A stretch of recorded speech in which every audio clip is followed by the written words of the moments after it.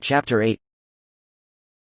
Kota looks down at the gas gauge. Left side. The carriage behind them keeps an appropriate distance. Honestly enough to look suspicious. Kota stares down the men in the vehicle. It is difficult to see them clearly. All he can see is that they all have the same colored clothes. The driver has glasses. Kota guides the cart around the gas station. Leave the car idling in front of the hose. The men in the vehicle do the same. Naegi rolls down the window. She looks creepy at the many people walking back and forth from the store. Smells like the stench from the gasoline. Kota keeps a close eye on the two men. He fishes out his card. The special card. He turns off the engine. Waiting 1 minute. The men do the same. Repeats his movements. Kota opens the door. Leave it wide open. He looks at Naegi. You stay in the car. It may be that refueling will take a few extra minutes. Why? I have to pay inside. There may be queues. Just stay in the car, in the meantime. She doesn't answer him. Rolls up the window. The stench had become too much to bear. Kota slams the door, locks the car. The car signals that all alarms are set. The men get out of their vehicle. Kota sees them clearly. 4 men wearing black tight suits. Like taken out of a secret agent movie. All of them have tattoos along their hands and neck. Kota does not recognize the patterns.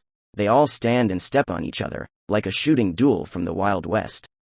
Kota nods. Acknowledge their presence. The man with the glasses greets again. Kota opens the cover. Insert the card into the machine. 5,000. He tells himself. Fills up the car. He looks at the meter running away. Slowly. He can feel them staring him down. Knives in his back. Kota looks away. Scout around. Evaluates his considerations. The snake makes a click. Time for action. Kota knocks on Naegi's window. No power on the car. She indicates. Kota unlocks. Opens the door. I have to go to the bathroom. He shouts. Violent. Hi. Sure the men can hear it. Yes, and I'll stay here. She says with a sullen tone. Well. Kota looks at the men. They make signs to each other. In pairs they follow after Kota.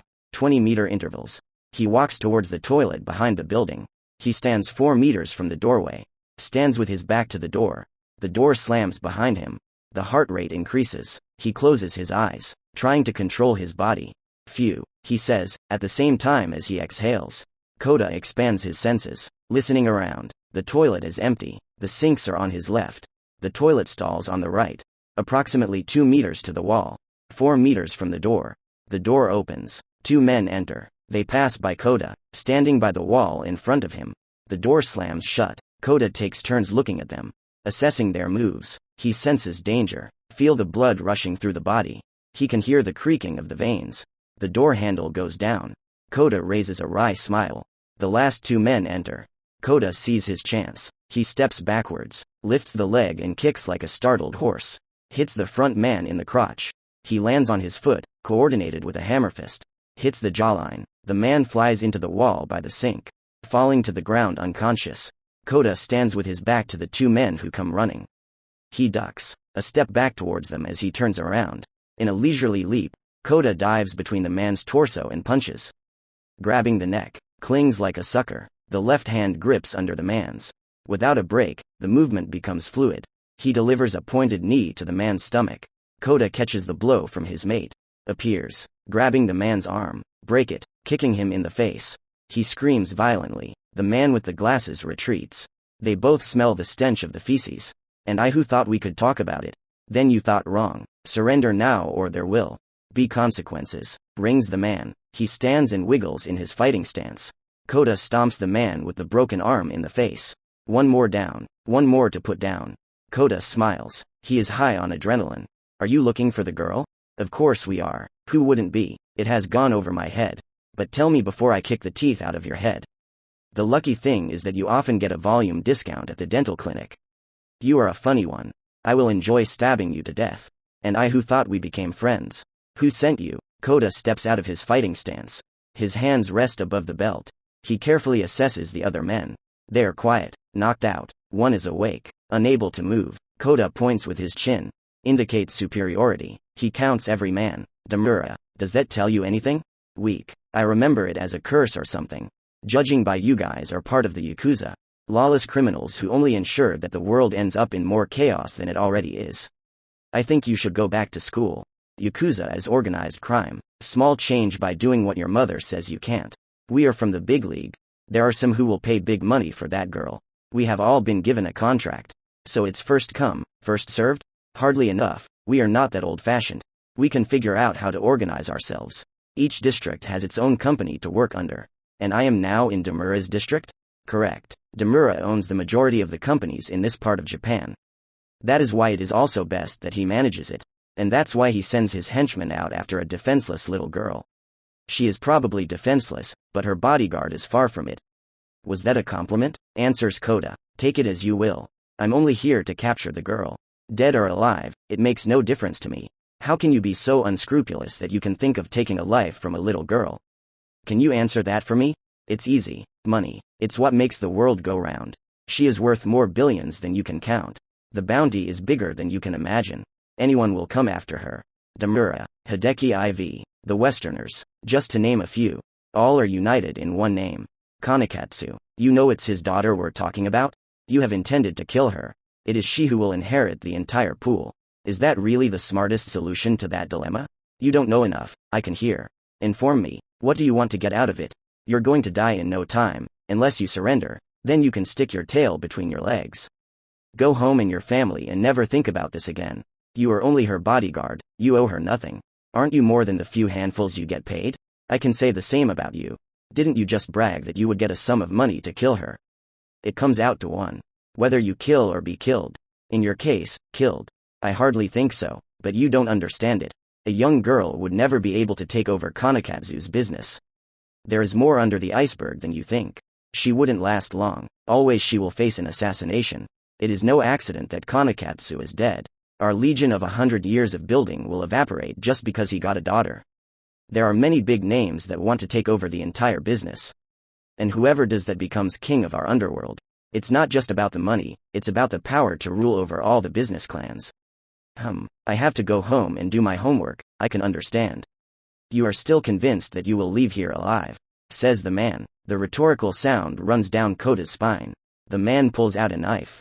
Curved blade with serrations, illegal in normal warfare. Kota once again assess the many men. No one is able to resist.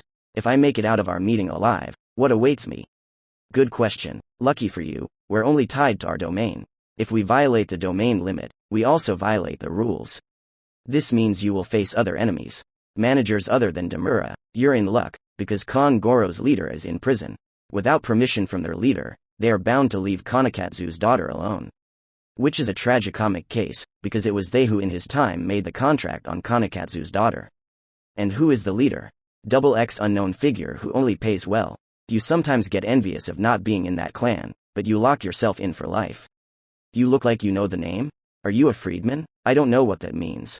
Answers Kota. Then you certainly aren't. Time to die, snarls the man. I have the feeling that you are afraid. You take 3 men with you to complete the task.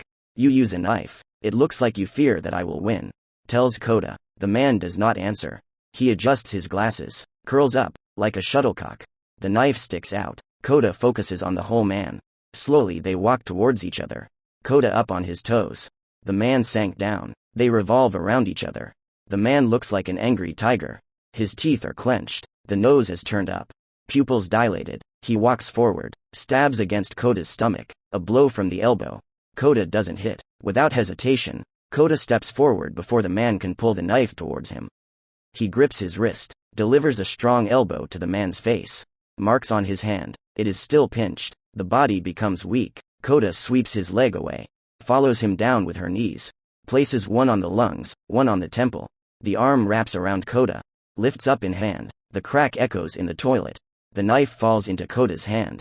2 seconds pass before the man understands the situation. He is screaming. Kota runs the knife along the man's neck. He looks into the wet eyes. The pain stings in the tear ducts. Kota assesses the situation. He glimpses a person behind the hard facade. Seeing a family in front of him. The eyes are human again. I'm not going to kill any of you, says Kota. He presses up on the broken hand. But I am going to leave you in great pain. Without hesitation, Kota spins the man around.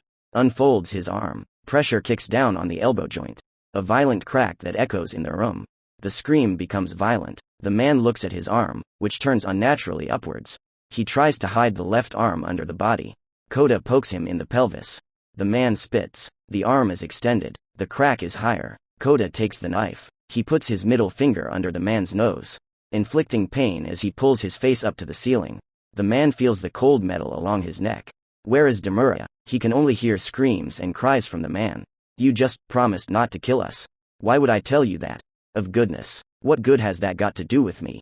Answers the man. Kota presses the hilt of the knife into his mouth. In one swift movement, Kota hammers the sole of his foot into the man's neck. The blood gushes out. The teeth are crushed into pearly white pieces. Kota searches the men. Car key, pistol, ammunition, everything he takes with him. The door slams shut. Kota sprints to their car. Naegi looks out the windshield. She watches the man's movements carefully. Nothing to find. No values. Kota squeals. Slowly he walks back to their SUV. Opens the door. Let's see if we can leave. I don't have all day? Funny you should say that, because you have. You are funny, answers Naegi. She pulls her feet up on the seat so they go under her bottom. Did you manage what you were supposed to?